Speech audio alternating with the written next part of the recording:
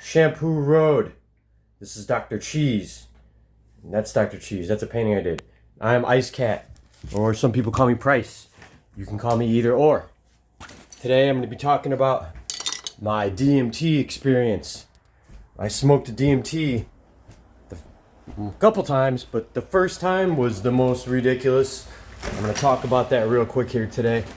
I'm not really advocating drug use or saying go party and do a bunch of drugs, but sometimes psychedelics can be mind altering in a good way, like life changing, like it can, make you see things you never saw before, make you think, and opens your mind up in a good way. But anyway, so this is Macaroni. I painted this to kind of explain what I saw and felt when I did DMT.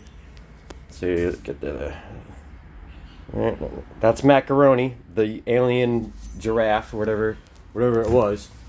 So I get this stuff from my friend. It was this like yellow, orangish kind of powder. I didn't think it was gonna look like this. It smelled like a real earthy, like some ancient spice, like the oldest spice known to man. I don't even know how to explain it. It was, I don't know. Tasted, smelled weird. I took a little bit. I put it in this little one-hitter thing and sandwiched it in between the weed. And I went to the park, kind of near like this golf course, and I went out there and took a couple of hits of it, and it must not have been enough because I hit it, and then I was like, oh, I feel kind of weird, whatever. It's kind of neat. But so I walked back to the house. Later that night, I was like, maybe I'm going to do it right, take a fucking man hit. So I went out and I put some in the one hitter, like a decent amount, like in between the weed. So I go out there. We're coming to Macaroni soon. I go out there in my car in the middle of the night, and I hit this, and I rip it, and instantly, before I even let the smoke out, it's like a nuclear explosion going off.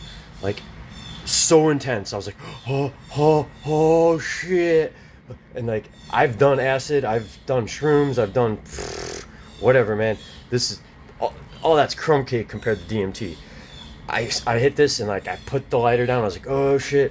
And I remembered from when I hit it in the woods, and when I hit that little wimpy hit, it tasted kind of weird. So I had a bottle of seltzer with me, and I was like, oh man, I gotta get this taste out of my mouth. And I could not open this thing. Like, my senses were all off. What I smelled, I could see my smells, I could feel what I was seeing. Like, all my senses were weird. And I was trying to open this bottle, and this is like, it's so intense. I'm like, oh my god, I just need something in my mouth, and I can't open this bottle, and like my senses are off, and the crinkling noises of crunching the bottle were like intense as heck. I was just like, oh my goodness.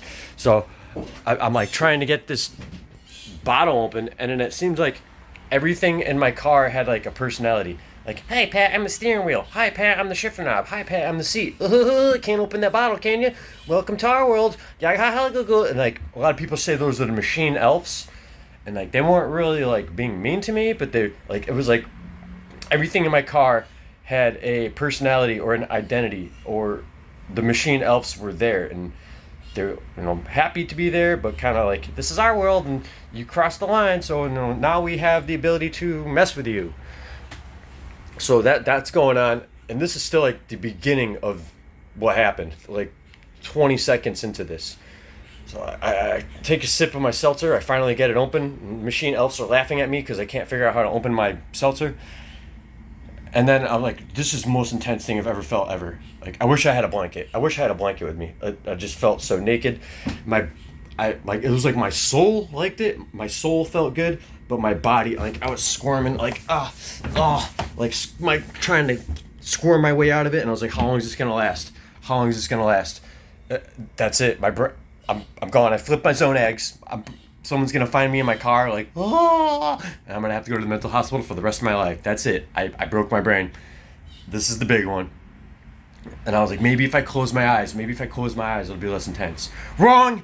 It was even more intense. There was like all sorts of geometric shapes, a million different things. So much stuff going on. So many visuals. Like acid, you get a couple little trails. This, every little micro dot of information my brain was seeing was exploding and doing spiral graph shit.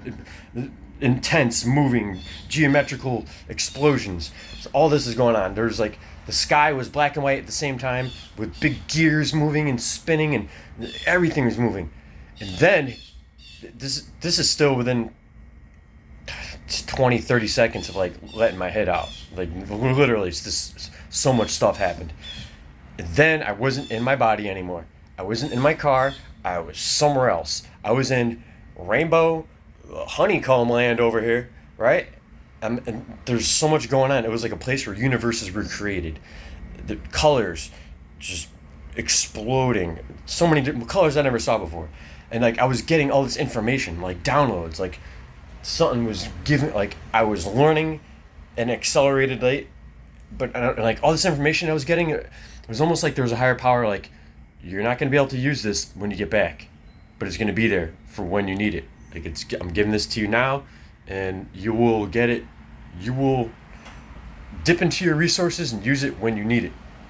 So I'm in this rainbow, honeycomb, crazy universe land, floating there without a body, just like what's going on? And like, and then like kind of behind me, over my shoulder, this dude, he's like kind of poking behind me. Hello, Mac. He's like right behind me, and he's kind of like, yeah, man. That's kind of all I got from him. He was just like, nah, you know, this is what's up. Thought you're a tough guy, huh? And I was just like, the whole time, all I could even think to do was just say thank you. Thank you. Thank you. I didn't want to express any fear. I didn't want to be ungrateful for this miraculous thing that happened. Like a one in a lifetime event here. This is still only like a minute into this. Like a minute. This is like all this has happened. So this alien giraffe thing, interdimensional guy, his name is Macaroni. I don't know how I know that, but I just know that. So he's like my tour guide, you know, or like my spirit guide, or like my homeboy. Like I'm in a world of chaos, and this he's right there with me. He's over my shoulder, you know, hanging out with me, like guiding me, there for me. His name's Macaroni. Anyway, so I don't know how long I was even there for. In this crazy place with Macaroni, you know, and then like I don't know how long I was there, but then I'm back in my car, like I'm back in my body now. I'm not in like super universe wherever Macaroni chills.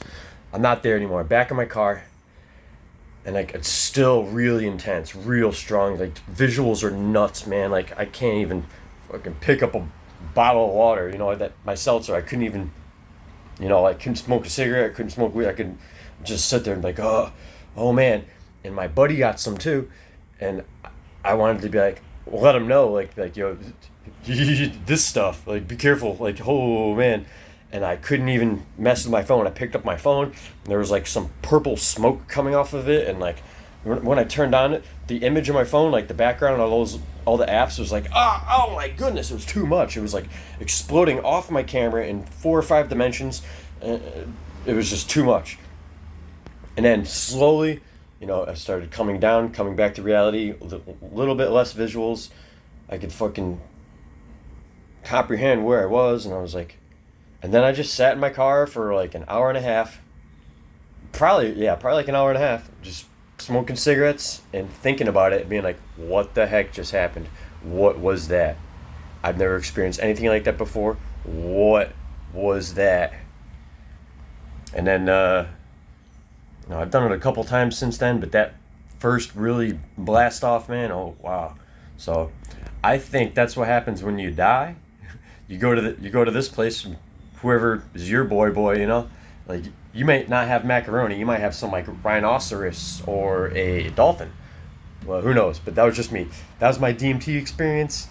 That's that chemical in your brain that, you know, when you die, supposedly a lot of it is released. So I think by smoking that, I get to experience somewhat close to what happens when you die. Who knows? But yeah, so my life has never been the same since. This is less than a year ago. I tried it for the first time. I mean, I tried acid like 20 years ago when I was like a little bitch boy. Acid's a walk in the park, man. I could take acid and go to fucking work and work on my hands and whatever, dude. DMT, man. DMT's the bee's knees. I might not ever do it again, man. Maybe I will, but glad I had that experience. And I don't know what else much more to say about that. And if I could keep going, I could talk about this all day, man. But it was like a little 10-minute window of my life, man. It was miraculous. So anyway, thanks for snacking down at Shampoo Road with me. That was my DMT trip or experience or whatever.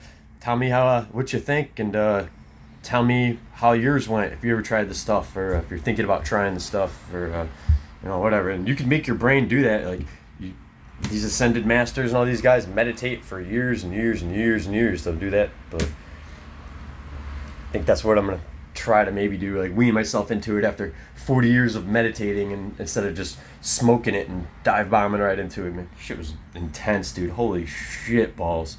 But yep, DMT, man. Alrighty, man. Shampoo Road. Snack you later, man. I gotta get ready for work.